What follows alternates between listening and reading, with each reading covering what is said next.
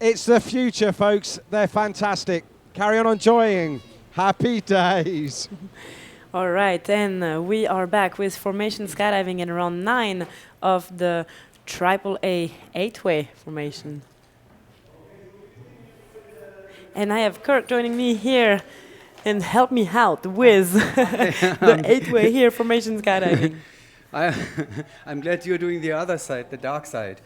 I think it's I a have no clue, very good crew that we can all talk about what we know. Yeah, it's a good thing, isn't it?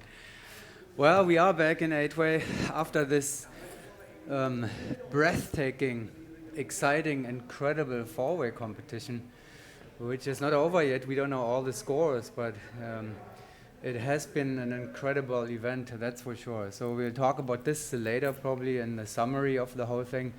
While we are watching the Monaco Vitals, who have started round 9 in the 8-way competition, and they are currently actually in 7th place of the 7 8-way teams.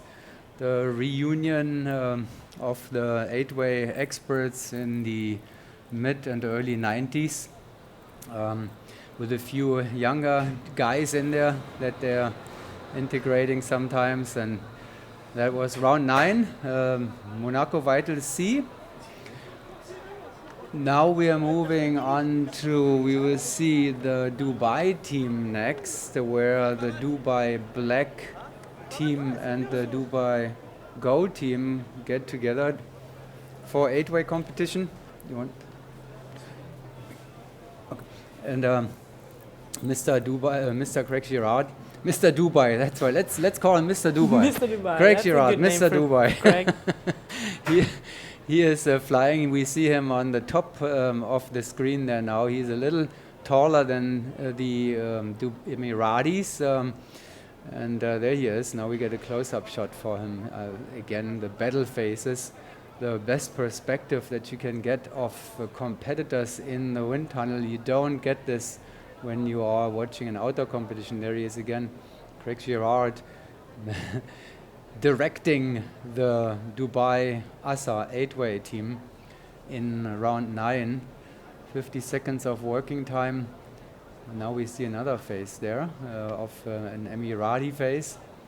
And I can only say that over and over again, it's fascinating that the tunnel is providing impressions that you just can't get when you're skydiving by yourself or when you're watching an outdoor competition. So Dubai ASA done with round 9. They are in 6th place at the moment.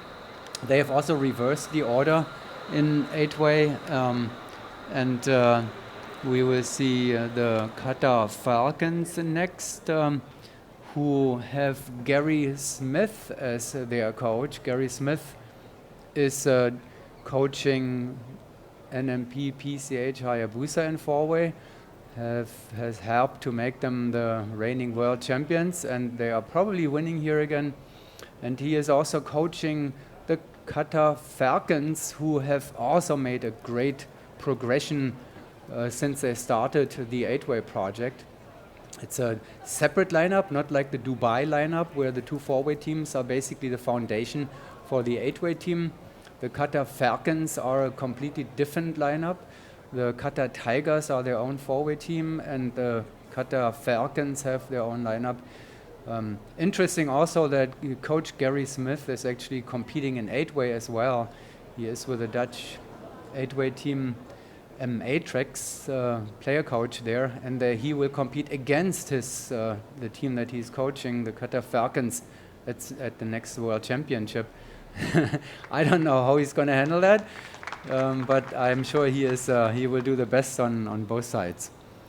Qatar Falcons not really in competition with anybody. They're all safely in their slots. Actually, the 8-way competition is pretty clear actually how the standings are, but it's interesting to watch them anyway. First of all, because it's 8-way, and then we have special things like this team here.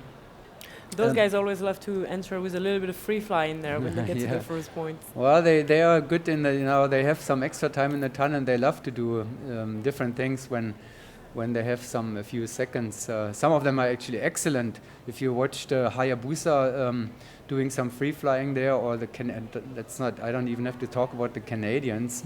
You know, they know everything about all angles and dimensions. But here's Hayabusa again, David. Well, it was brain knocking, but they don't care. They have a great time in 8-way. They will not do 8-way, most likely not at the World Championship, because they want to win 4-way. And that is tough enough. So we're doing 8-way and 4-way at the same time. Only one person has achieved that yet successfully, winning gold medals in both events, Mathieu Bernier from France. And they will not try that, because these days it's pretty much impossible to be on the top of... To be competitive in both disciplines at once. You can't do it. It takes too much training, too much effort. It was a special situation in 2010. So anyhow, Hayabusa together with Thunder, ISR, and they are doing it because they love it, they enjoy it, and it's a little distraction or a little entertainment, so they're not getting too focused on 4-way alone. Okay, Regan, you have something for us. Go ahead. We got the Hurricane Factory chicks. What's happened to your face? Oh, the little birdies. Back to the action. Beep, beep, beep, beep. So what is beep, beep, beep? What does it do? Did you understand that? I don't speak bird yet, but I'm training. Well, we can ask them later. Maybe they can translate it for us, but they look cute. They are cute. So we have already moved on to the Russian 8-way team, Tanai it is. Last year at the World Championship, it was Barclays 8-way lineup that competed for Russia in Prosteyov. It has changed this year. Barclay did not compete at the Russian Nationals, and Tanai won the Russian Nationals and is the new national team.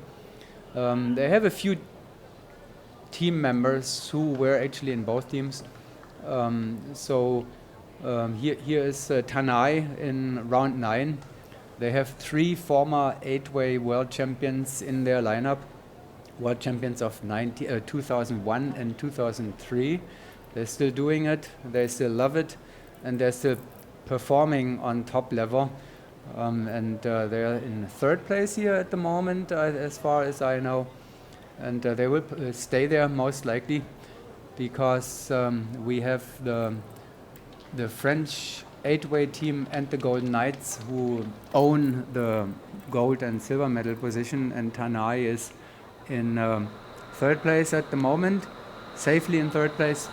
Quite a lot of world champion in all those teams, are there not? Over the last, let's say, 20 years of world champions, a lot of them are here competing today. So Clash of Champions really takes all its meaning, isn't it? Absolutely. And especially in Russia, in 8-way, it's interesting because the Golden Knights had their time, long ago in the 80s and 90s. So in fact, the US team, the Golden Knights, by then was the only team. They won all the world meets. And then came the Russians in 2003, 2001, 2003 they won. So there was a Russian time in 8-way, and then came the French time, 2006, 2008, 2010, all under French ownership, the 8-way title. And now the Golden Knights are back. The French 8-way team that we see right here now is trying to catch up again. They reactivated all the French world champions to have a chance with the Golden Knights, and we'll see how close they can come. The Golden Knights are far ahead. Yeah. For the little training that they've had, I would say they're doing pretty incredible. Yes. And I was chatting with them a little bit. I actually know some of those guys very well. And they were going to retire after this last World Championship. They were going to move on to other aspects of their lives. And I mean, as former competitors, we all know that this is a time-consuming. And if you want to be on top, you need to dedicate your entire life to that, which you can't really do forever. And then this new lineup with French didn't work so well, so they decided to reactivate this old way, but with not training too much in the sky. Up to Regan. Yeah, we've got the Golden Knights girls here, about to watch the Golden Knights boys enter the tunnel. Good luck, guys. Straighten it up. Yeah. Good luck, guys.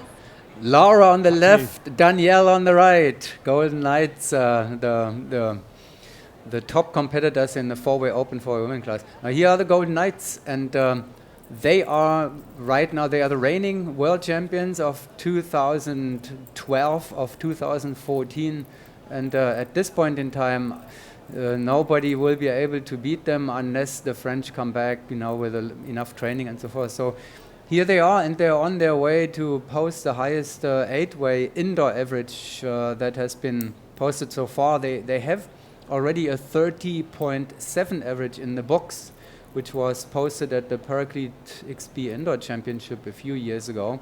So that they have, but right now here they are with a 31 point so-and-so after round 8.